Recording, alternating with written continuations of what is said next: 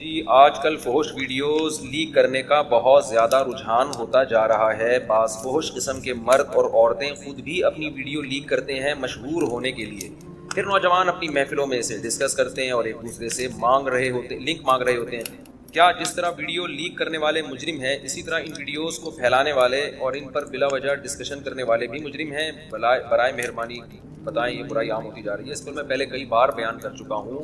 قرآن مجید میں اللہ تعالیٰ نے تجسس سے منع کیا ہے، ٹوہ میں لگنے سے منع کیا ہے، اور قرآن و سنت میں اگر کسی کے گناہ پر آپ مطلع ہو گئے تو اس پہ پردہ ڈالنے کا حکم دیا گیا ہے، اس کو نمایاں کرنے اور پھیلانے کی آپ کو شریعت میں اجازت نہیں ہے۔ دیکھو، دو قسم کے گناہ گار ہوتے ہیں، ایک وہ جو چھپ کے کر رہا ہے اور ایک وہ جو ساری دنیا کو دکھا رہا ہے، بتا رہا ہے۔ جو ساری دنیا کو دکھا کے گناہ کر رہا ہے وہ تو اپنے گناہ کو خود ہی اس نے ظاہر کر دیا نا، اس کو برا بھلا کہا جائے گا، اس پہ لان تان کی جائے گی، اس کو بدنام بھی کیا جائے گا، کیونکہ وہ اپنی عزت خود ہی نہیں کروا رہا تو دوسرے کیوں اس کی عزت کریں؟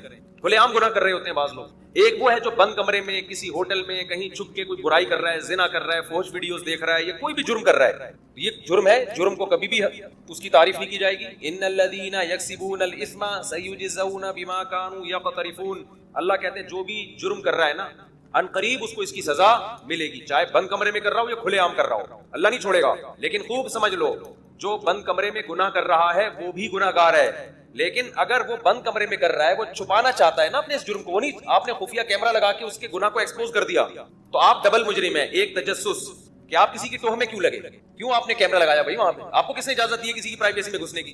نمبر دو، شریعت نے حکم دیا تھا جو گناہ کو چھپانے کی کوشش کر رہا ہے تو تم بھی اس کے گناہ پہ پردہ ڈالو۔ آپ نے وہ پردہ اٹھایا کیوں؟ تو اس پہ قسم اٹھائی جا سکتی ہے کہ جو چھپ کے گناہ کر رہا ہے وہ گناہ گار، جو اس کی ٹوہ میں لگا رہا ہے وہ اس سے زیادہ بڑا گناہ گار، اور جو اس کے گناہ کو لوگوں کے سامنے شیئر کر رہا ہے، پھیلا رہا ہے، وہ اس سے بھی بڑا گناہ گار ہے۔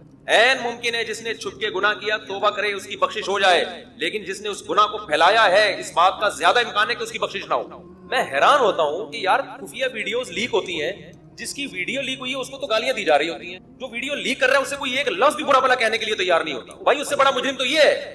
آپ کو کس نے پرمیشن دی آپ کسی کی پرائیویسی میں گھسو اور دیکھو کہ یہ چھپ کے کیا کر رہا ہے؟ یہ تو باپ کو اجازت نہیں ہے کہ وہ بیٹے کے کمرے میں بغیر اجازت کے گھس جائے۔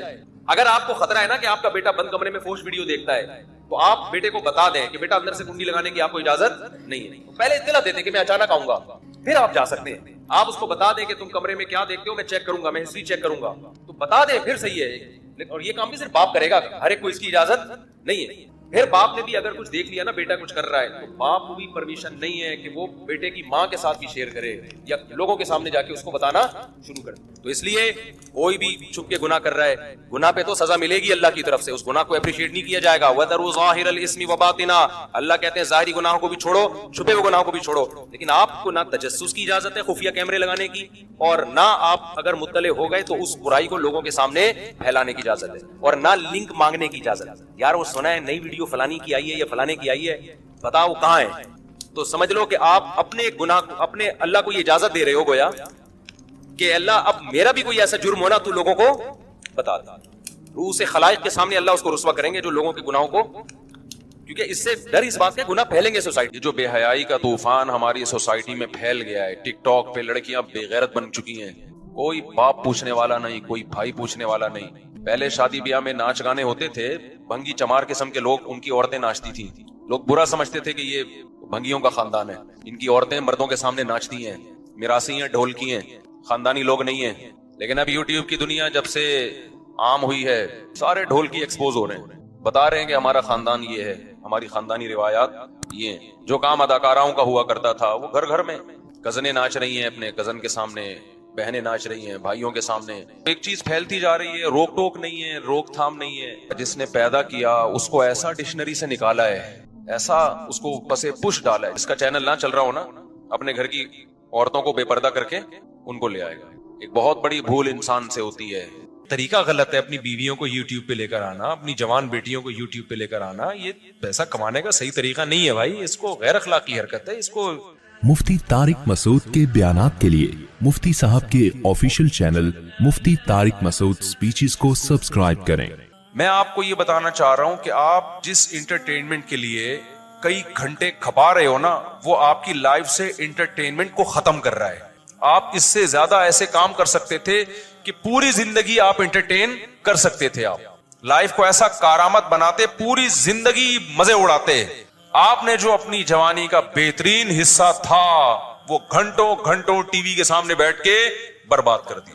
یہ ایسے ہی ہے جیسے 1 روپیہ اٹھانے کے بجائے وہ ڈالر چھوڑ کے کیا اٹھا رہا ہے, روپیہ اٹھا رہا ہے, اور اس پہ خوش ہے کہ مجھے گٹکا مل رہا ہے اس سے, اور دیکھو کتنے مزے اڑا رہا ہوں. اگلا کہے گا بھائی تو کیا کر رہا ہے, اس سے زیادہ تو کما سکتا تھا, اس سے زیادہ کما سکتا تھا. سارا دن آپ ٹیلی ویژن کے سامنے, سارا دن ٹک ٹاک, سارا دن انسٹاگرام, سارا دن فیس بک, سارا دن واٹس ایپ. یہ چیزیں آپ کو انٹرٹین کر رہی ہیں وقتی طور پر, حقیقت میں آپ کی زندگی سے تفریح اور خوشیوں کو چھین رہی ہیں. یہ ڈپریشن میں لے کے جا رہی ہیں آپ. یہ نیچرل نہیں ہے, سمجھتے ہو, یہ ڈپریشن میں لے جا رہی ہیں آپ کو, کیونکہ یہ زیادہ عرصہ چلنے والا حساب کتاب. ابھی آپ کی آنکھیں کام کر رہی ہیں, کانوں میں سننے کی طاقت ہے. آپ کو پتا نہیں بہت جلد میں بڈھا ہونے والا ہوں, بہت جلد میری جوانی ڈھلکنے والی ہے. دیکھو اس کو میں مثال سے سمجھاتا ہوں. میں کچھ مزے ایسے ہوتے ہیں جو بہت زیادہ ہوتے ہیں لیکن تھوڑی دیر کے ہوتے ہیں, اور وہ بڑے بڑے مزوں کو کرکرا کر دیتے ہیں. اور کچھ مزے ایسے ہوتے ہیں جو بہت زیادہ نہیں ہوتے لیکن وہ لمبے چلتے ہیں. اب ایک آدمی ہے, اسے کہا جائے کہ تو ایسا کر, تجھے ہم شراب کباب کا انتظام کرتے ہیں تیرے لیے. غریب آدمی کو نا حسیناؤں کے میلے میں تجھے چھوڑ دیتے ہیں شراب کی بوتلیں پکڑا کر, اور بہت رنگین رات گزرے گی تیری. اگلی صبح تجھے پھانسی کے پھندے پہ لٹکا دیا جائے گا. وہ کہے گا بھائی مجھے ایسی رنگینیاں بولو نہیں چاہیے. اب کوئی بے وقوف آ کے اس کو سمجھا رہا ہے, ابے تو نے کبھی دیکھا ہے شراب کباب اور یہ نائٹ کلب کی رنگینیاں کیا ہوتی ہیں؟ ابے تجھے پتا نہیں ہے. اس کو ویڈیو دکھا رہا ہے, دیکھ یہ عیاشی. تو جتنی بھی عیاشی لگے گی نا وہ اس کے انجام کو دیکھے گا. یار انجام اس کا کیا ہے, کیا فائدہ یار, اس سے تو اچھا ہے میں اپنا سگریٹ ویگریٹ پی لیتا ہوں, سٹا لگا لیتا ہوں, وہ میں افورڈ کر پا رہا ہوں, یہ افورڈ نہیں کر پاؤں گا.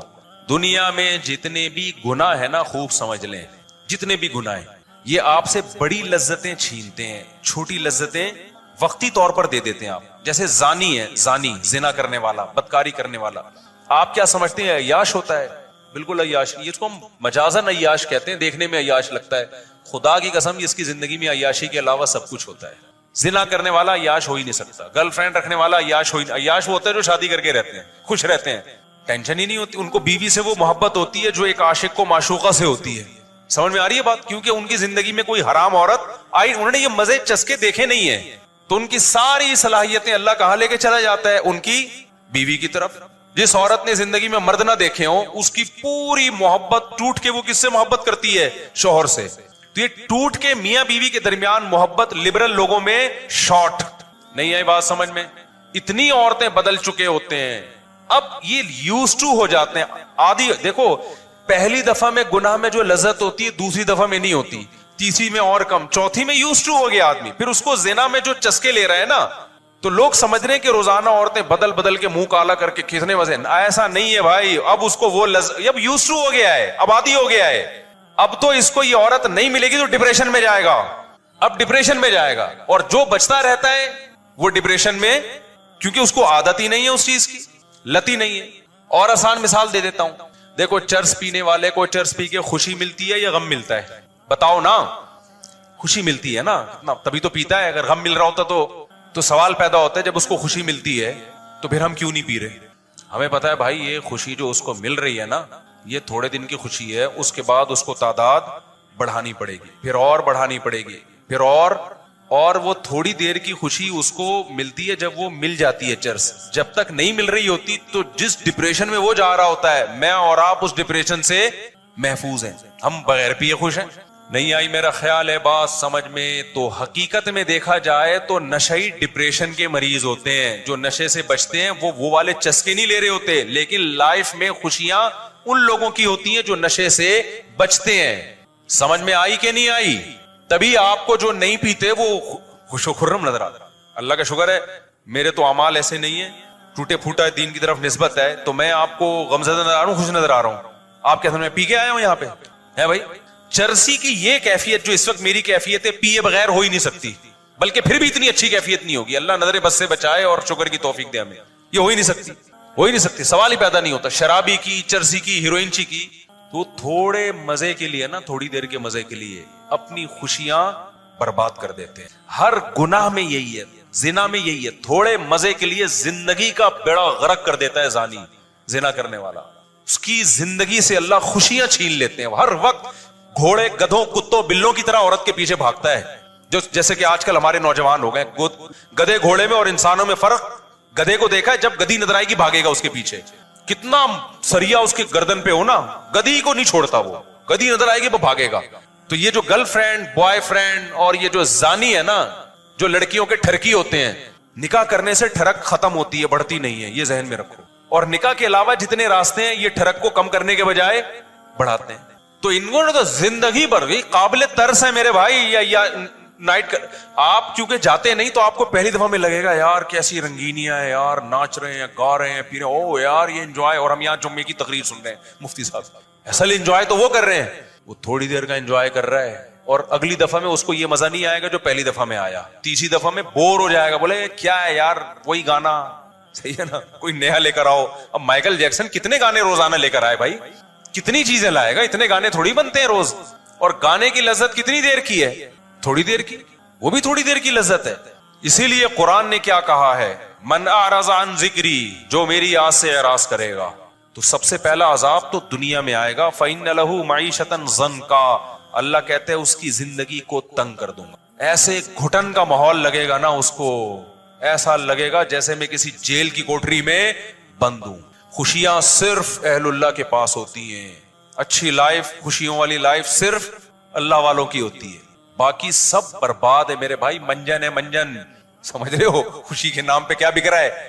نفسیاتی ڈاکٹر اگر شریعت کو فالو نہیں کرتا وہ خوشیوں کی باتیں کرے گا، وہ خود خوشیوں میں نہیں ہوگا، کچھ نہیں ہوگا. تو لذت جو ہے نا، حرام لذتیں، حرام لذتیں یہ انسان کو تھوڑی دیر کے لیے لذتیں دیتے ہیں، اس سے اس کی نیچرل لائف کو چھین لیتی ہیں. اب حرام خور جو لوگ ہیں نا، منہ کالا کرتے رہتے ہیں، گرل فرینڈ، ان کی شادی کے بعد کی زندگی میں وہ لذت ہی نہیں ہے. کہ 20 عورتیں جس نے منہ کالا کیا ہو اس کو بیوی اچھی لگے گی؟ بولو.